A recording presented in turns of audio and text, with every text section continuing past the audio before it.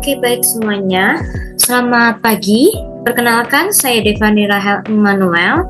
Pada hari ini saya sebagai pengajar untuk memberikan ilmu pengetahuan materi mengenai topik pada hari ini adalah pengenalan administrasi perkantoran. Nah, langsung saja kita langsung masuk ke topik materi kita pada hari ini. Nah, saya akan menjelaskan apa sih itu perkantoran. Nah, perkantoran adalah kegiatan yang berkaitan dengan pengelolaan informasi dalam sebuah organisasi. Nah, itu tuh misalnya mulai dari pencatatan, pengarsipan, terus itu penyusunan dokumen, hingga juga sampai komunikasi tersebut. Nah, tujuannya adalah untuk mendukung kelancaran operasi organisasi, menyediakan informasi yang akurat, serta memfasilitasi koordinasi antar bagian. Baik, selanjutnya adalah fungsi utama kantor, yaitu pertama mengumpulkan informasi, yaitu contohnya mengumpulkan data pelanggan, laporan penjualan, lalu itu mencatat dan mengolah informasi. Nah, contohnya itu seperti kayak misalnya kita membuat laporan dan entah itu dari laporan keuangan dan laporan data, terus notulen rapat juga, dan masih lainnya. Lalu menyimpan informasi yang dimana contohnya itu seperti arsip digital, juga arsip fisik, atau mungkin bisa jadi menggunakan cloud storage. Terus itu yang terakhir adalah mendistribusikan informasi yang dimana contohnya itu seperti kayak memo, terus email, terus laporan lingkungan.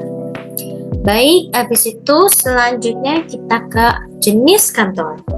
Nah, jenis kantor ini ada terbagi 4, yaitu ada kantor pusat atau head office, terus kantor cabang, kantor virtual, kantor modern, hybrid. Nah, masing-masing jenis kantor ini beda-beda. Nah, khususnya kantor pusat. Kantor pusat itu adalah tempat pengambilan keputusan utama. Lalu untuk misalnya kantor cabang itu adalah unit yang dimana menjalankan aktivitas operasional. Lalu khususnya untuk kantor virtual adalah dimana kita itu bisa bekerja dari mana saja tanpa harus memerlukan ruang secara fisik. Lalu untuk kantor modern hybrid adalah dimana itu sebuah kombinasi fisik dan digital juga. Contohnya misalnya perusahaan e-commerce. Nah, dimana itu dia sering menggunakan kantor pusat, kantor operasional, dan juga ya. Terus abis itu selanjutnya kita ke arah sini, perkantoran yang dimana ada alur administrasi kantor, terus dan juga struktur organisasi kantor. Nah, teman-teman saya akan menjelaskan tentang struktur organisasi kantor. Nah, di struktur organisasi kantor ini umumnya itu ada pimpinan, sekretaris, administrasi, staf atau staf, mungkin juga bisa jadi divisi keuangan dan operasional. Nah, misalnya itu kayak contoh sederhana itu kayak pimpinan, terus ya sekretaris, terus habis itu ada staf administrasi, terus staf keuangan, terus habis itu staf operasional. Nah, terus selanjutnya aja langsung ke alur administrasi kantor, di mana pertama dokumen diterima resepsionis, lalu nanti dicatat di buku agenda, lalu ntar diserahkan ke bagian terkait, lalu nanti akan diproses dan dibuatkan hasil atau tanggapannya, lalu nanti disimpan sebagai arsip tersebut. Selanjutnya kita langsung ke contoh dokumen kantor. Nah, di dokumen kantor ini ada surat masuk dan surat keluar, terus ada memo internal, terus itu ada laporan keuangan, terus notulen rapat, form permohonan barang, dan jadwal kegiatan. Nah, kita ambil salah satu contohnya itu adalah di memo. Nah, isi memo misalnya itu kayak mohon untuk seluruh staf untuk menyelesaikan laporan mingguan sebelum pukul 4 sore WIB gitu. Nah, selanjutnya, nah yang dibutuhkan di kantor ini biasanya itu sangat penting ya guys. Nah, itu misalnya Google Docs atau Microsoft Word. Nah, di dalam Google Docs atau Microsoft Word ini walaupun kegunaannya sama, cuman aplikasinya saja yang berbeda. Nah, Google Docs atau Word ini khususnya untuk aplikasi mengolah dokumen. Selanjutnya Google Drive, yaitu adalah dimana sebagai pengarsipan digital. Tadi saya sudah jelaskan bahwa arsip itu adalah bisa jadi digital ataupun fisik. Nah, salah satu yang digital ini adalah Google Drive. Selanjutnya adalah ada email dan WhatsApp Business. Sudah kita tahu bahwa misalnya banyak WhatsApp yang kita lihat kalau misalnya banyak perusahaan banyak menggunakan WhatsApp bisnis sekarang untuk sebagai apa, sarana komunikasi antara misalnya pelanggan dengan pihak kantor perusahaan kita.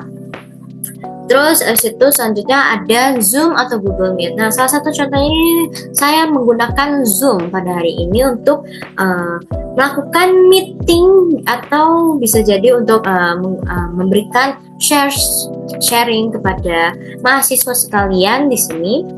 Lalu di sini selanjutnya ada Trello, yang dimana Trello itu text management, yang dimana bisa membantu untuk mengelola kegiatan, terus data-data kegiatan yang disimpan secara teratur, misalnya kayak jadwalnya seperti apa atau gimana.